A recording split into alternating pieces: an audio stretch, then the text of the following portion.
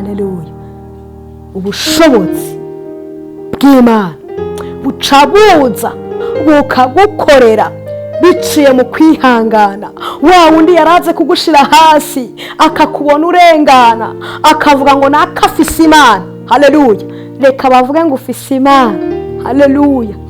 Nyene nubwo nyene vyayangaye bagiye kuvuga ko ufise Imana mu izina rya Yesu, haleluya. Yesu nashimwe.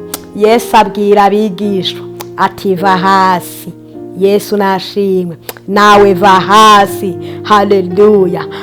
Aho wabona ubwo burwayi, aho wabona ubwo bukene, aho wabona ubwo bushomeri, aho wabona ubwo butindi, aho wabona ubwo bumuga, aho wabona ubwo busiribateri, Yesu nashimwe. Uhabone Yesu, kuko Yesu niwe gisubizo, kandi Yesu niwe byiringiro, kandi Yesu niwe nzira y'ukuri n'ubugingo. Mbese nta nuwoshika kwa data atamujanye. Haleluya.